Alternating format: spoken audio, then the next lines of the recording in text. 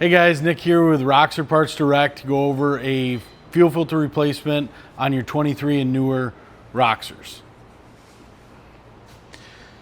So on these units with the 2.7, the fuel filter is located in a very awkward location.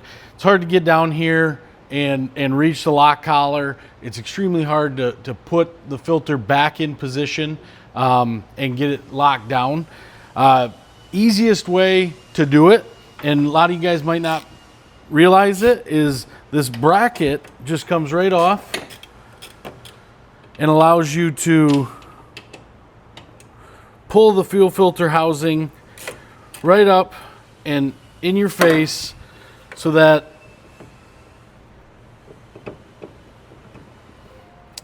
you're able to service the filter without making too much of a mess, and make sure you get it sealed properly. So just take these two 12mm head bolts, set those aside. Then you reach down in here, and your two fuel lines, green one goes closest to the radiator, red one goes closest to the fender. You push both sides of the clip and pull the line off. Once you get it up, take the wiring harness loose, pour out any fuel that's in the head of the filter housing. When you initially get your Roxor, the bleeder screw is located right up next to the radiator. Really hard to get in there and loosen it up. Factory tightens it down quite a bit. Flathead screwdriver, I've already had this one loose. So when you put it back together, you just want to cinch it down and then give it like a quarter turn. It's going to seal it up, prevent any air leak, as long as that O-ring hasn't torn. If it has, you can find those on our website as well. But go ahead and take that bleeder screw right out. And then you got one little wire connection at the bottom of the filter. Go ahead and grip that lock collar, break it loose, it'll slide down. And then this is where you're gonna have to really manipulate that filter, and that's why it's pretty awkward in that spot.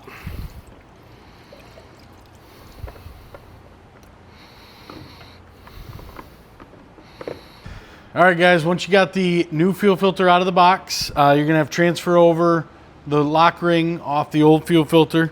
Just drop the fuel filter on there, twist it until it falls flat against the lock ring. All right, guys, this is where having the filter head off the unit makes it easier to install the new filter. So as you notice on the filter, there's a squared off notch that's raised out, as well as some little dimples that aligns in the housing itself.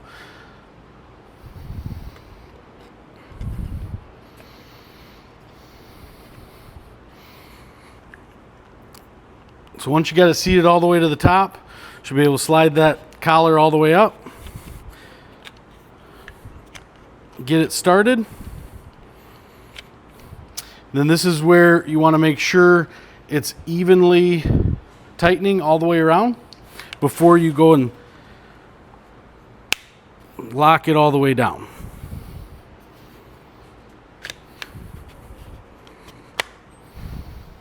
At this point, just hand tighten that bleeder screw in there, just till it makes contact with the O-ring.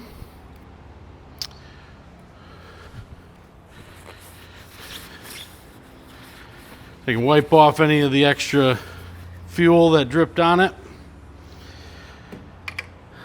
Make sure you connect the wire on the bottom of the filter.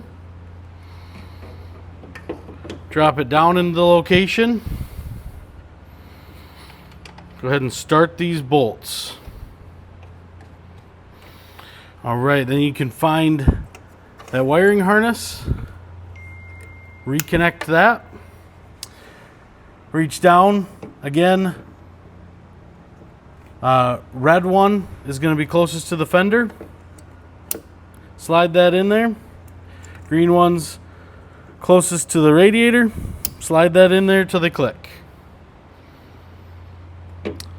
Now to finish tightening your bolts down on the bracket, and you've changed your filter on your Roxor. Last step, you're going to have to bleed the system.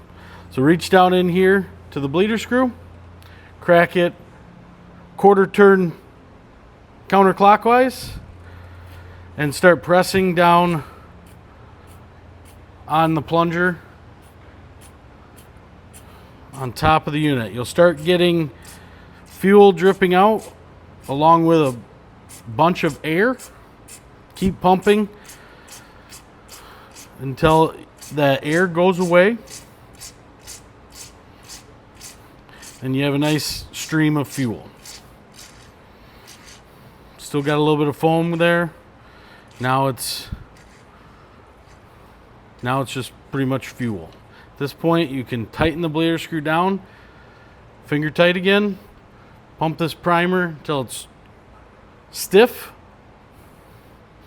Then you can reach down, crack the bleeder screw again, get the last bit of air out, cinch it down that quarter turn past snug, and pump the primer until it's stiff again.